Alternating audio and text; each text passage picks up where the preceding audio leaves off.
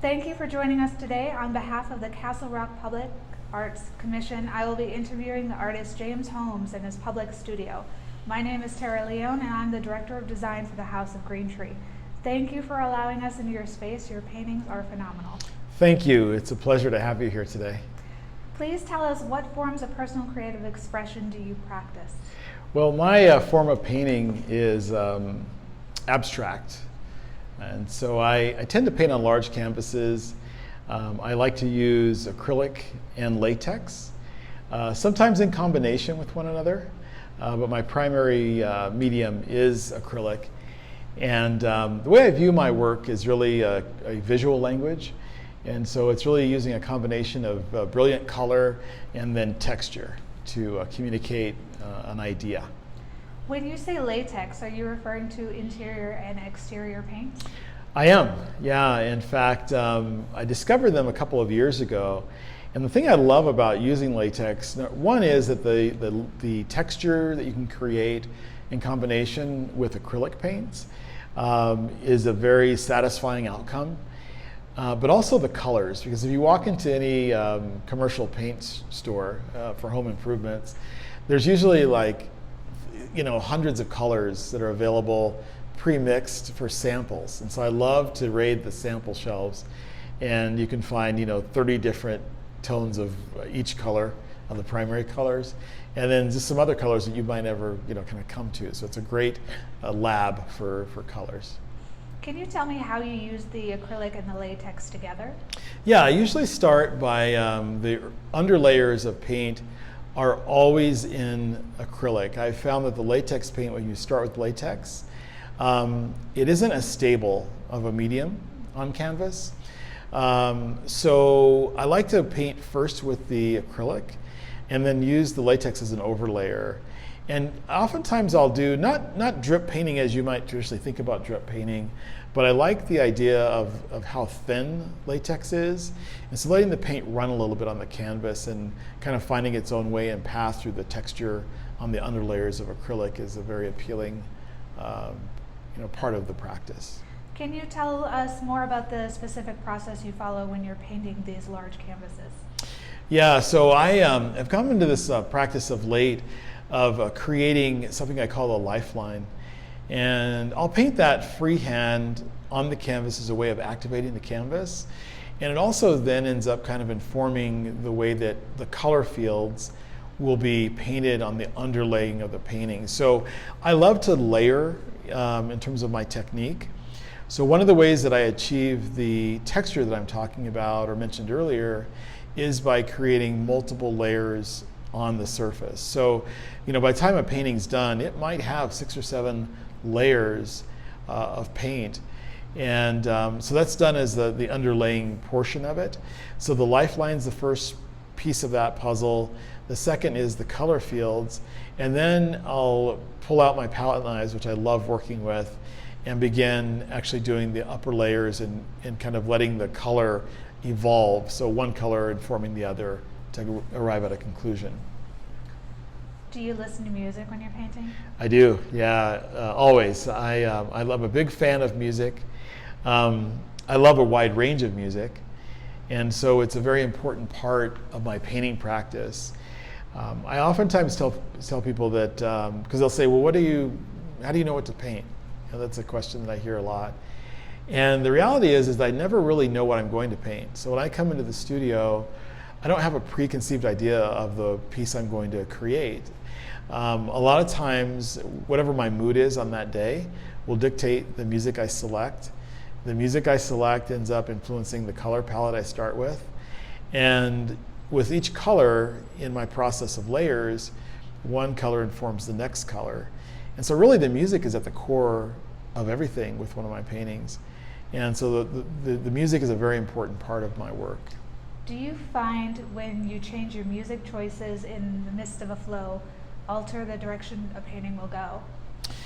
I found that, and I have done that, and I find that the further along I am with the painting, the dominant thing that informs the next step in the painting is what's already been done in the color palette. So whereas when I first began, the music is very influential on that first set of choices, but then that first set of choices then informs the second, and that then is greater than the influence of the music. So really, if I am like enjoying, I don't know, I love Radiohead, and if I'm listening to something and decide I'm going to switch, you know, it usually doesn't change the painting because I'm usually far enough along that now it's just a matter of, you know, following the progression of the colors that have been started. We're in your public studio right now. How long have you been at this location? Yeah, so I've been here, this is my 4th month. I moved in May of this year. Previously I'd been in the art district on Santa Fe, and a good friend of mine had this space, had a clothing design boutique here, and I fell in love with the windows here. This space has a lot of just really large windows, and so the natural light is incredible to work within that environment, and also for showing my work. And then the other thing that was really, I think, important about this space to me was the location, because if we look out the front window, we're staring at the Denver Art Museum. If I walk over 1 block, I'm at the Clifford Still, and then the Vance Kirkland Museum is at the end of the block. So I'm really in the midst of, you know, 3 primary art museums in Colorado or in this region.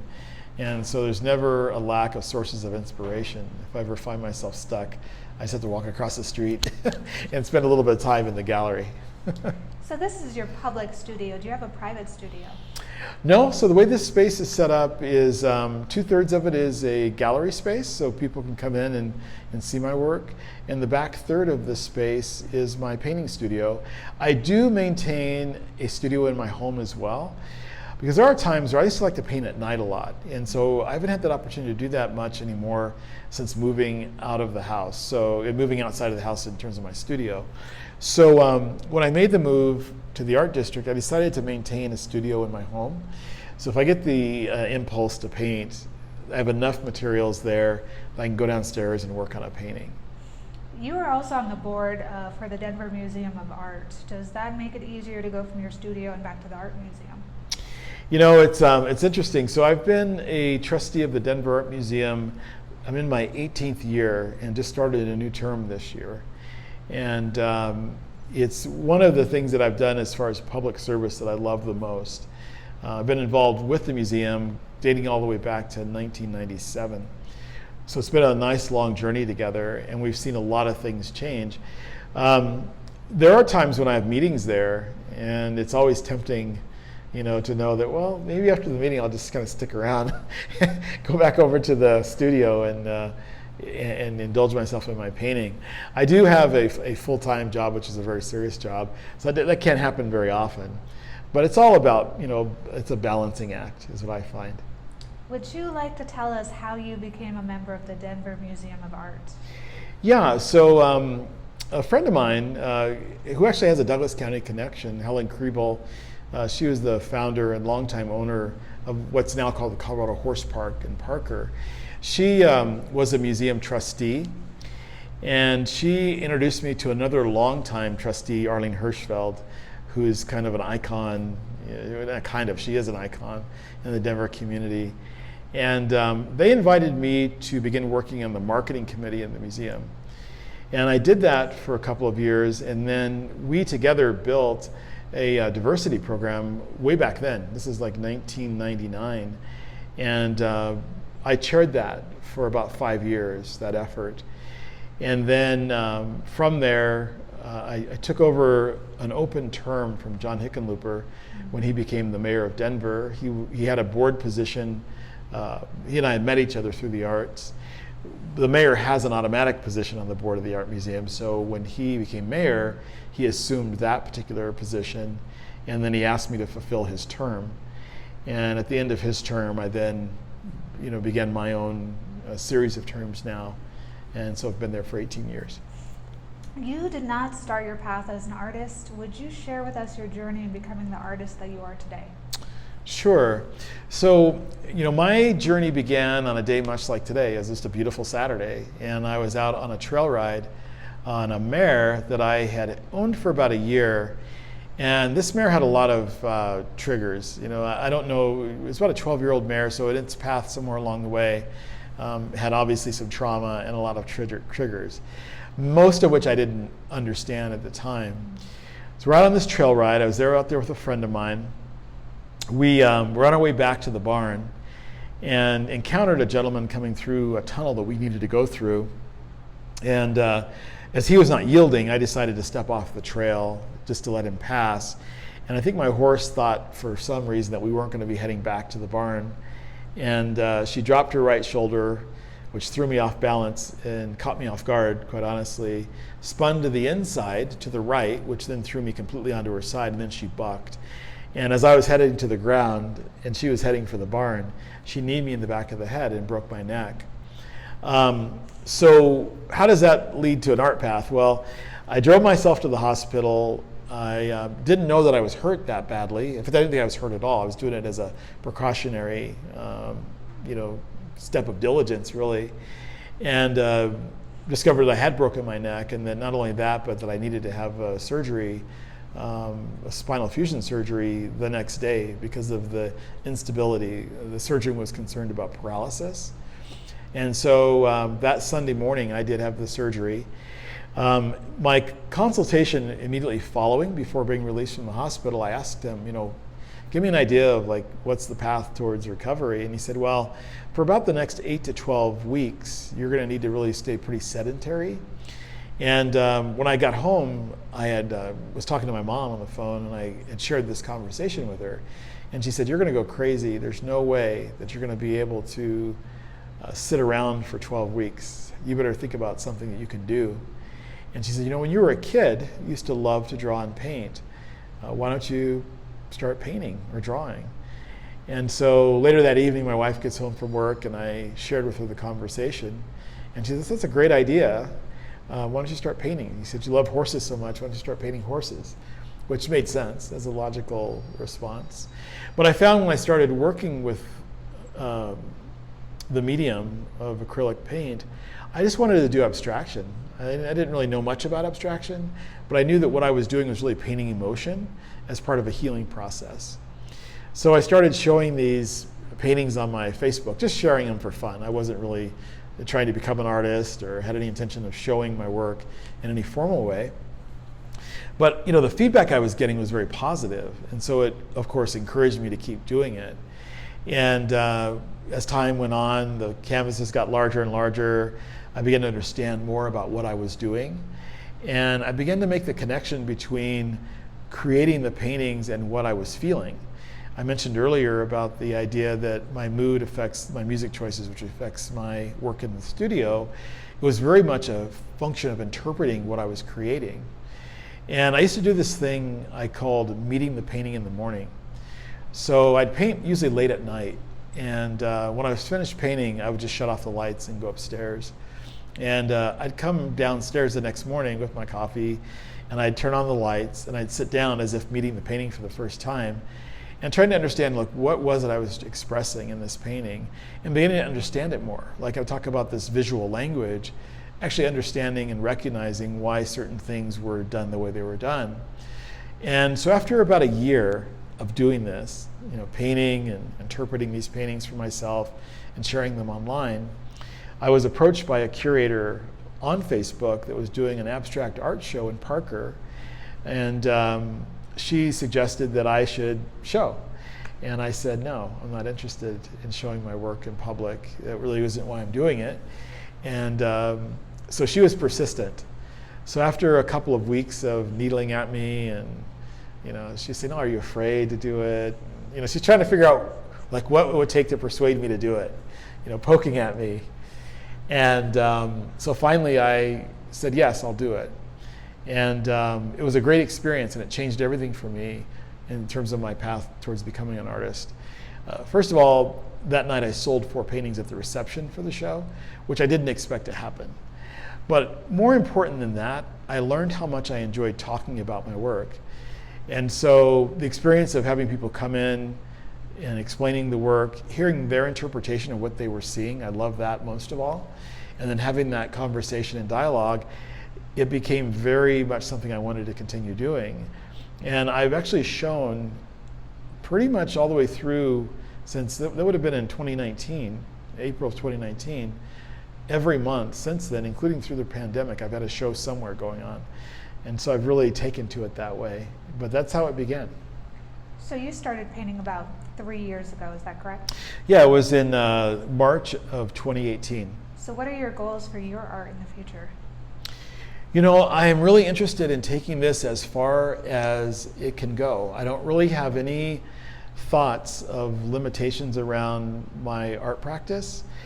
You know, I work full-time as executive director of Cherokee Ranch and Castle Foundation, and I absolutely love my job, very passionate about my job, and I'm planning on being there. I mean, I hope I'm there another 10 years would be great.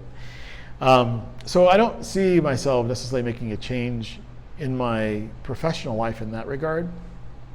But in my art practice, I am very serious about it, and I feel a sense of responsibility to my collectors. And so, you know, I've sold approximately a third of everything I've created thus far over the last 3 years. And so I have people that have collected my work, and I think they collect it because they love the work itself, but I also feel like art is an asset and it's something that does have value. So I'm very serious about trying to make really good choices about how I evolve my path as an artist and how I make sure that I actually create a market value for my work. Not only a critical value, so how others more critically view it, but also that it maintains and appreciates in its value. And that probably comes from my entrepreneurial background and bringing capitalism to art, but it is who I am. So it's not something I can undo or not pay respect to. And so my intention is to continue to pursue my work, continue to grow my gallery, grow my practice, and eventually this is what I want to do. When I am ready to stop working in the current role I'm in, my intention is to become a full-time working artist. You did mention the Cherokee Castle, and they contribute a lot to the music community. Can you tell me about that? Yeah, Tweet Kimball, who is our founder and benefactor, she lived at Cherokee Ranch for 45 years. She bought the ranch in 1954, and she created the foundation in 1996, 3 years before her death in 99. And Tweet spent her life collecting art. Interestingly enough, she was also a member of the Denver Art Museum as a trustee, which I love that connection, that I'm in that role and that she was in that role. And in fact, both of us serve she served and I serve on the collections committee at the museum. So I'm somewhat walking a bit in her footsteps unknowingly at the art museum. But in Tweet's formal education was in art history. She spent her life collecting art. And so part of what we have at Cherokee Ranch is an amazing art collection that Tweet built over her lifetime. She also loved music and also theatrical performance. So as a supporter of the Colorado Opera and also someone who always loved having artists come and perform at the castle, we've carried that out as part of our mission. And so we're an SCFD Tier 3 cultural institution in Metro Colorado, the Front Range area. And we do a number of concerts every year, giving both local, regional, and in some cases national performers a platform to have a very intimate setting to provide musical performance for our patrons. So we do over 300 events a year. We do not only the musical performances, we also do theatrical performance. We do about 45 weddings every year. And then we also do a number of tours and teas and lunches at the castle throughout the year. So it really is a hub of activity for culture. And we also utilize the 3,400 acre ranch itself as an opportunity for people to have outdoor experiences. So hikes, science exploration, that type of thing. So it's really a very dynamic place. Cherokee Castle is in Sedalia and not in Castle Rock, but it's such a huge part of what Castle Rock is. I'm curious about your perspective on the cultural and creative expressions that are happening in Castle Rock. Yeah, you know, if you look at our zip code, we are definitely, as you've stated, you know, in Sedalia, but I feel we're a really important part of the Castle Rock community.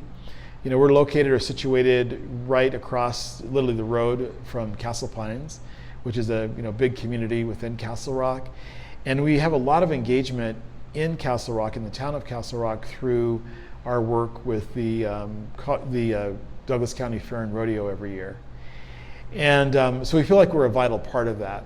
One of the things that I love in the last few years is seeing the emergence of art in Castle Rock in a couple ways I think are really notable. One, I think, is the art festival.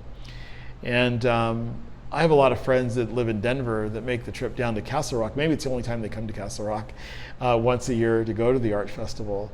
And I think it's one of those things that each year it seems as though it's becoming more and more recognized for the quality of art that's presented there. And it's a great time. So that's one of the things I like a lot. I also think that looking at some of the artists that are in Castle Rock that are doing things in the public space through art encounters, the murals on the trail. I mean, all those things I think are important because I think art is something that should be a vital part of a community for people to be able to see something beautiful and people to rally around as part of a point of pride in their community. Art Fest is going to be later this month on September 11th and 12th. Are you going to have a booth there? You know, on that weekend, I have another show called Yard Art in Denver that I'm going to be involved in. And so I'll probably get a chance to slip down and see some of that show, but I'm not going to be able to have a booth there this year, just conflicting dates. What values do you think Castle Rock represents in the community? I think the thing about Castle Rock I love, and I'll say this in general about Douglas County, is I think that both in Castle Rock and in broadly Douglas County, the idea of maintaining the heritage, the ranching and farming heritage of Douglas County has been maintained through the open space programs, through both Douglas County government and also the Douglas Land Conservancy, to where although we see a lot of development happening in Castle Rock, a lot more density, just even in terms of housing, like the meadows. It still has that feeling of the rural culture that has been, part of our history going back to the founding of Castle Rock and the founding of Douglas County. I think that that's been very intentional. So as a value, I think kind of holding on to the heritage is really important. And it's one of the things that I think makes Douglas County and Castle Rock very appealing. With that appeal, of course, comes more growth, which is unavoidable. So my hope is that those who have the authority to do so would always try to think about the values of conservation, the values of maintaining, a sense of place, to where Castle Rock always maintains a unique sense. Talking about the art in Castle Rock, which pieces stand out for you? So I think I think about artists like Cindy Welch, who has captured a lot of Castle Rock's notable icons. So she's done the Rock, she's done the fire station, the Castle Cafe, the old barn in Castle Rock. So a lot of these sites that are specific to Castle Rock, that are iconic for Castle Rock, she's captured those in watercolor. And because of the way that those pieces are accepted, a lot of the originals you can find hanging in those different locations. And a lot of people collect her limited edition prints to own a piece of Castle Rock on their own walls at home. I think that's really important, and it's coming from a Castle Rock artist. I also think the murals have been important. Anytime you can have, public art, I think it makes art very accessible. So, people collecting art to put inside their homes is a very important and vital part of the art community and the art market, we'll say. But also it's important that art is there and available for everyone. So someone can, step out into a public space and embrace a beautiful piece of art. And it doesn't matter, who you are or your level of interest or knowledge around art. You can visualize something and see something beautiful and know that it's important because it's there, right? Because there's always going to be a process of selection for a public art piece. And so I think that the public art is something that I think is very important in Castle Rock. Personally for you, what kind of art and how much of it do you want to see in the future in Castle Rock? I do love abstract work, but if I think back over the length of time that I've been collecting art, which has been going on about 30 years now, In the beginning, it was all figurative work. I really didn't fully appreciate abstraction until I started creating abstraction. And so a lot of the older art that I've collected, during my personal time has been more figurative work. So I still like seeing that, especially given that Castle Rock is part of a rural community. I've seen some beautiful paintings of barns and horses and all the things you might imagine in a farm or ranch setting.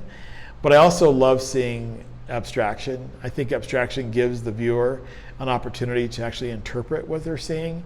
If I'm looking at a painting of a beautiful barn in a field, that's pretty much the extent of what that expression is. I can identify that quickly.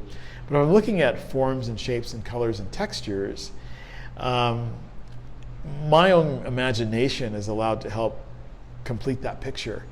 And I love that. And I think to have that available for people to see, especially in public spaces, will foster creativity amongst people that are, part of our community. The Public Art Commission will be finishing its Painting Positivity brand soon. They would like to know what you think their focus should be in the next few years. I think that supporting a vibrant art community would be important. One of the biggest challenges artists face is affordable space to create their work. And I think the way that's been addressed in Denver is by these collective art spaces. So whereas, a piece of real estate can be, leased and then sublet to a number of artists that all pay a relatively small piece by comparison of the overall cost of operating the venue, and can create a space for the artists to create their work. And even better if they can create a cooperative gallery where that work can also be shown.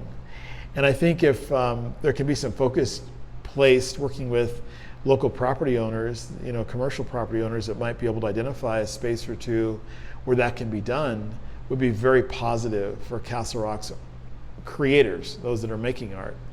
I think from a standpoint of the broader public, continuing to support and grow the public art program, I think would be important because, again, as I said earlier, the thing about public art is it's there and accessible to everyone. And so it's a great way to introduce people to art and to ensure that art is seen.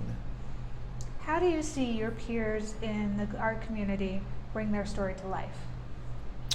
I'm finding that social media really is the key these days. Instagram in particular has become such a great visual medium. I remember in the early days of the social web, a lot of people were very active on Pinterest. And for some reason, I think that the ease of utilizing Instagram and the just sheer force of the number of artists that are present on Instagram has really made that now the primary social driver for artists and creatives. And so I see a lot of artists really getting their work out and getting their messages out through Instagram, Facebook, and Twitter as well. I also think the accessibility of tools to create content for YouTube is another important vehicle for artists. And I see that happening a lot. What are some of the art communities that you've been to and experienced that stand out to you? And what were your impressions of those communities and how did they make you feel? So probably the one that comes to mind first and foremost is the Art District on Santa Fe. It's Denver's oldest art district. And some of the spaces I was mentioning earlier about these collective or collaborative spaces, several of those exist in the art district. And so on any given day of the week, you can walk this kind of 3-block, the district in general is larger than that, but the real focus and core of the galleries and making spaces is on about 3 blocks. And you can walk through artist galleries, artist studios, have conversations with artists, and find art across the entire spectrum of price scale. And so for someone that's looking for an art immersive experience, the Art District in Santa Fe is great. And how that particular space has made me feel, I was part of that community for about 1.5 years before moving here. And I've always felt welcome there. I think that the district is very welcoming. So whether you're a maker of art or just an appreciator of art, I think it's very non-threatening. Sometimes you walk into really formal galleries and it's a little intimidating because it's so formal. And I think in the district, it's all very relaxed and kind of casual, and it's a great engagement. There's also 40 West, which is a newer district. It's up in Lakewood. And there you'll be able to spend a lot of time in specific maker spaces. It's not so much filled with galleries as much as it's a lot of art making spaces where the artists invite you into their environment. And then of course in Denver, the Rhino Art District's another one. Most notable for the murals they do through their Crush Walls program every year of doing murals on old historic buildings in the district. How do you think Castle Rock should fund its growth specifically in the art community? I would love to see Castle Rock voters approve inclusion in total into the SCFD. The SCFD, now 20 years in existence, is really principally responsible for the vibrancy of our arts community across the Denver metro area. And I mentioned Cherokee Ranch and Castle Foundation is a Tier 3 recipient. All the major museums, the primary museums in Denver are in Tier 1. And a lot of individual and smaller art organizations receive significant and important funding from the SCFD. I think Castle Rock agreeing to this penny per $10 spent tax would really benefit from seeing those funds be available to be granted in the community. So the return on investment of those tax dollars will show back up in a more vibrant art community. So I'd like to see the SCFD adopted more broadly in the community. If the Public Arts Commission partnered with your organizations, what great things could we create together that we couldn't do on our own? Let me answer that question really in two parts. And I want to bring Cherokee Ranch and Castle Foundation back into the discussion, because I think that given our location and given the venue that we have, so I mentioned before that we're on 3,400 acres. We have the castle, which is a 11,000 square foot, 100-year-old castle on a hill, literally, and 22 other historic structures. That there's a lot that we could probably do in collaboration with Castle Rock to create art experiences. I'm thinking of things like residency programs. Wouldn't it be great to have a summer residency of Castle Rock artists engaged in creating art in such an incredible environment as the ranch? And then, we could do an annual show inside the castle of the work that was created during those residencies. Ideas like that. I think there's limitless things that we could do utilizing the castle and the ranch. On the other side of that would be what I could do in my own painting practice through my own studio. And I love public art. I had a public art installation done in May of this year in Highlands Ranch. It's a permanent installation at Northridge Recreation Center. A very satisfying project. And most of those projects have social good associated with them. And so the idea that we might be able to work together on a public art piece would be very appealing. And I'd love to plant that seed right now and see if it flourishes, because I would love to do that. Who else do you think we should speak to in the art community that you think we would benefit from knowing their perspective? I mentioned Cindy Welch earlier. And I think she would be someone really important to talk to. And the reason I say that, really there's a couple of reasons. One is she's been at her practice for a long time, and she fully has embraced Castle Rock as a community. And it is a subject matter, Castle Rock is a subject matter of so many of her paintings. So she spent a lot of time in Castle Rock, in physical spaces, creating the work that she makes. And because she's very active in the arts community in Castle Rock, a lot of Castle Rock residents own her work. And so I think she's a very important part of the Castle Rock community. She's taught her work, taught watercolor painting. And so she has that perspective she could bring to the table. And as far as I can tell, she's also a good business person in terms of the way she manages her practice. So I think her perspective would be helpful to other artists who are looking to find ways to make their art sustainable financially. And so I think Cindy Welch will be at the very top of my list as another person to suggest. I think this last question is something we all really want to know. Do you still ride horses? I do. In fact, okay, so when I met with my surgeon right after the surgery, and I'm talking about, it was on a Sunday morning, and this is Sunday evening after I've come out of anesthesia, and he's coming in to just do his rounds to check on me. And he says to me, well, tell me if you have any questions, after he gave me the rundown of the surgery. Let me know if you have any questions. And I said, I have 2 questions. The first one, of course, is when I'm going to get out of here, because who wants to be in the hospital? And then the second question was, when do I get to ride horses again? And he looked at me, and he shook his head, and he said, James, don't you know those horses are just big, dumb dogs? And he says, well, but that being said, if you're really, dead set to ride again, I would say August. And I rode a horse for the first time after the surgery in late June. Was it the same horse? No, that horse, I sold that horse. She had a great pedigree.